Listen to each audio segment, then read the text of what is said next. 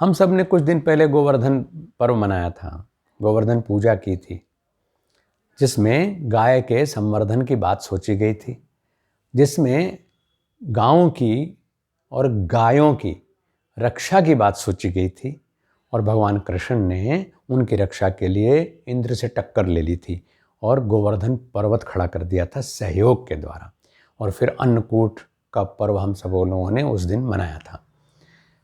आज बात आ रही है गोपाष्टमी पर्व की। गाय तो हमारे पास हैं, लेकिन हम उनके प्रति पूजा का भाव रखें। हम उसको माँ का दर्जा दे करके, यानी गाय माता ही कहलाती है। हम गायों को केवल पशु नहीं देखते, और इसलिए पूरा समाज, विशेष रूप से हिंदू समाज, गोपाष्टमी के दिन गाय के प्रति अपना सम्मान, अपना प्रेम, अपनी श्रद्धा व्यक्त करते हुए उसकी सेवा करता है। बस मैं आज 2-3 बातें आपसे करना चाहता हूँ। हमारी जो माँ है, जन्मदात्री माँ, उसकी भी अगर हम साल में एक बार केवल सेवा करें, केवल एक बार उसके कमरे में जाएं और उसके बाद पूरे साल उसकी तरफ देखें भी नहीं, तो क्या माँ खुश होगी? या क्या हमको माँ की सेवा करने का पुण्य मिलेगा? मैं समझता हूँ बिल्कुल नहीं। माँ को रोज़ मिलना चाहिए, माँ के साथ रहना चाहिए। हम तो ये सोचते हैं कि माँ के साथ हम रहें, ऐसे माँ की सेवा हो। ये स्थिति गौ माता की भी है। आप किस रूप में गौ की सेवा कर सकते हैं ये देखें, क्योंकि ज़्यादातर मैंने देखा कि गोपाष्टमी के दिन सारे लोग के अंदर ऐसा गायों का प्रेम उमड़ता है कि गायों को, बेचारियों को अपच कर देते हैं हम। हरा घास, हर कोई हरा घास खिला रहा है, हर कोई इसको गुड़ी गुड़ खिला रहा है, और गाय इतनी परेशान हो जाती है। हर कोई चाहता है उसे मैं माला पहना दूं, हर कोई चाहता है कि उसको मैं तिलक लगा दूं, यहाँ तक चाहते हैं कि उसके मैं पैर छू लूँ। अच्छी बात है, आपकी श्रद्धा है, लेकिन ये श्रद्धा उन्माद है, पागलपन है। इससे गाय को खुशी नहीं, गाय को परेशानी होती है। अपने स्वार्थ के लिए कि हमारी आस्था है ऐसी, तो आस्था को एक अर्थ दीजिएगा। अगर ये आस्था गाय को परेशान करने वाली हो जाएगी, तो गौ माता की सेवा का फल हमें कभी नहीं मिलेगा। तो फिर क्या करें? पहला काम ये कि हर किसी का कर्तव्य है हमारा कि हम गोग्रास निकालें। और मैंने एक बार एक संवाद करते समय बात कही थी कि अभी हमने दीपावली मनाई, दीपावली पे सारे घर की लिपाई पुताई की हमने। उस समय बहुत सारा अप्रयुक्त सामान, जिसका उपयोग नहीं करते, वो चीज़ें हमारे घर से निकली, और नरक चतुर्दशी को हमने नरकासुर का वध किया, यानी अपने घर से गंदगी को बाहर निकाला, टूटी फूटी चीज़ें, पुरानी फटी पुरानी चीज़ें, और उसको हमने बेच दिया कबाड़ी को।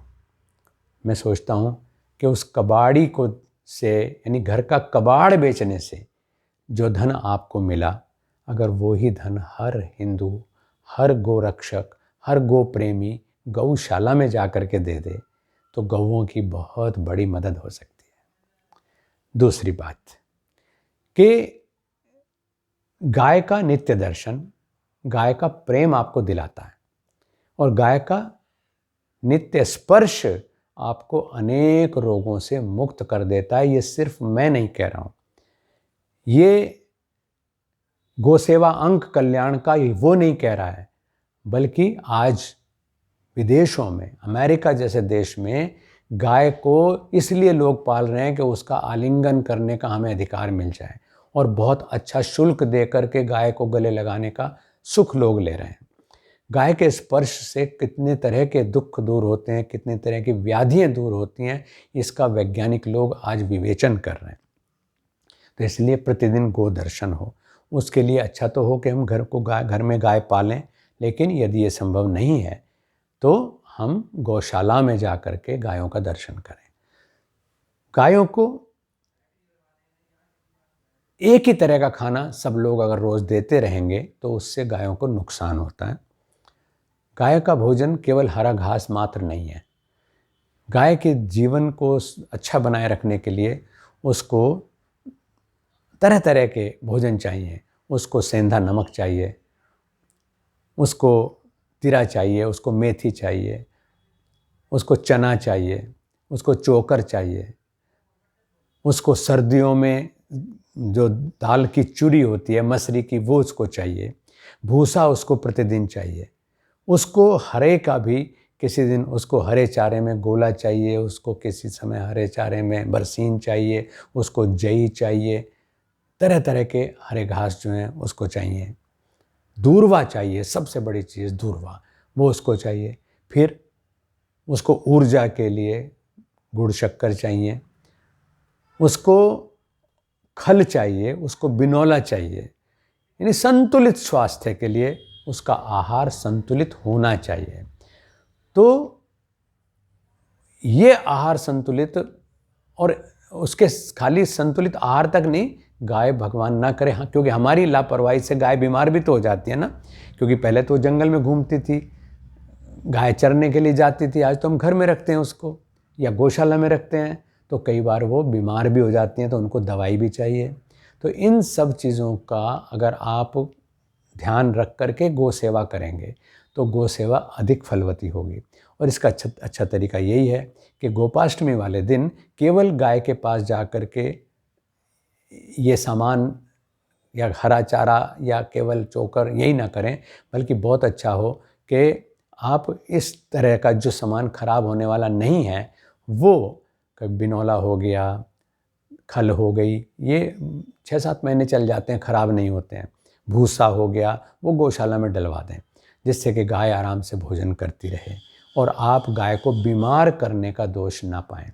एक और ख़तरनाक काम हम करते हैं कि गाय के पास अपना जो खाना जो ले जा कर के, रोटी ले जा कर के तो देते ही हैं, साथ ही उसका पॉलीथीन भी उसके पास ही फेंक आते हैं। और बहुत बार तो ऐसे नासमझी हम कर जाते हैं, पाप कर जाते हैं कि वो पॉलीथीन में बंद ही उसके आगे डाल के चले आते हैं। ये आप गौ सेवा नहीं कर रहे, आप गौ हत्या का पाप कर रहे हैं। तो ऐसा मत करिएगा। पॉलीथीन सरकार ने प्रतिबंध कर दी, लेकिन फिर भी हम अपने ज़रा से आराम की वजह से उसको प्रतिबंधित नहीं कर पा रहे हैं, और उसका नुकसान हमें तो हो ही रहा है, मानव को, हम गौ माता को भी उसका नुकसान दे रहे हैं। ये बहुत घातक बात है।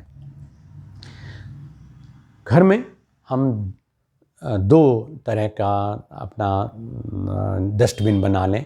एक में वो जिसमें गाय को खिलाने लायक भोजन डाला जा सकता है, चाहे वो चोकर है, चाहे वो बची हुई सब्ज़ी है, अन्न है, दलिया है, खीर है, जो भी कुछ है।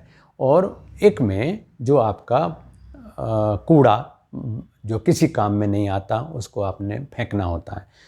नहीं तो प्राय ऐसी घटनाएं देखने में आती है कि लोग एक ही डस्टबिन के अंदर सब चीज़ें भरे चले जाते हैं, और फिर उसको जब बाहर फेंकते हैं तो बाहर घूमती हुई गायें बहुत बार इंजेक्शन के सिरिंज खा लेती हैं, बहुत बार वो पॉलीथीन खा लेती हैं।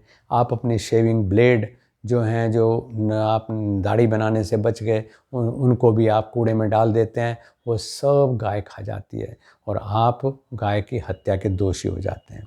तो पहली चीज़ है कि गाय के रक्षक बने, गोपालक बने, गो सेवक बने।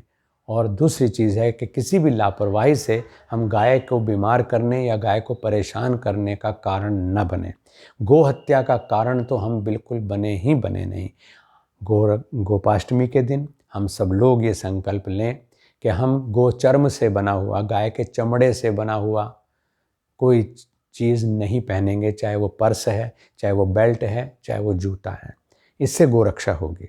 दूसरी चीज़ ये कि हम गाय का दूध पीना पसंद करेंगे, गाय का घी लेना पसंद करेंगे, जिससे कि आप भले गाय नहीं पाल रहे, लेकिन गाय पालने वाले लोगों को उत्साह मिलेगा और वो गाय पालेंगे, क्योंकि गाय के दूध की डिमांड बढ़ रही है, गाय के घी की डिमांड बढ़ रही है, गाय की दही की डिमांड बढ़ रही है, गाय के मक्खन की डिमांड बढ़ रही है। तो इसलिए आप वो मांगेंगे तो लोग गाय को और अधिक पालेंगे।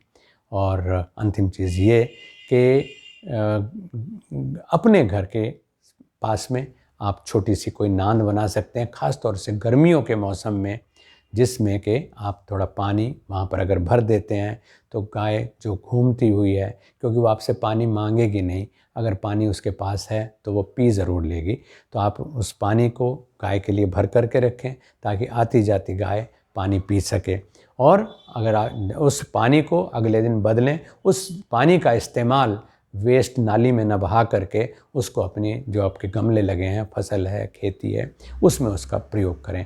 छोटी छोटी बातों का ध्यान रख कर के भी हम बहुत बड़े गौ सेवक बन सकते हैं और छोटी सी लापरवाही करके भी हम गाय के हत्या के दोषी भी बन सकते हैं। तो आइए जागरूक सेवक बने और सही मायने में गोभक्त बने। गोपाष्टमी की आप सभी को बहुत बहुत शुभकामनाएं।